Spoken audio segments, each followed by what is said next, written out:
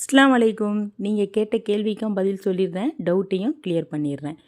நான் என் வீடியோஸில் அதிகமாக இந்த இலை யூஸ் பண்ணுறேன்னு கேட்டிருந்தீங்க. இதுக்கு பேர் தான் பூந்தலை.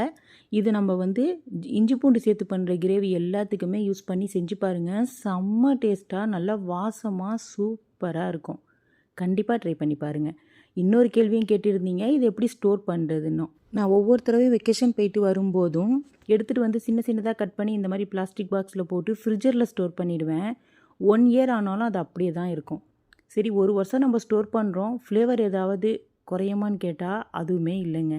ஃப்ளேவர்லாம் அப்படியே தான் இருக்கும். நீங்கள் ஜஸ்ட்டு எடுத்து வாஷ் பண்ணிவிட்டு நீங்கள் சிக்கன் கிரேவியோ மட்டன் கிரேவியோ எது தாளிக்கும் போதோ இந்த எண்ணெயில் போட்டு இதை தாளித்து செஞ்சு பாருங்கள். செம்ம வாசமாக வீடே மணக்கிற மாதிரி செம்ம டேஸ்ட்டாக நல்லா வாசமாக சூப்பராக இருக்கும். நம்ம வைக்கிற சிக்கன் குழம்பு அது போட்டு செஞ்ச சிக்கன் குழம்பு தான் எப்படி வந்திருக்கு பாருங்கள். இந்த வீடியோ பிடிச்சிருந்தால் லைக் பண்ணுங்கள், ஷேர் பண்ணுங்கள். அஸ்ஸலாமு அலைக்கும்.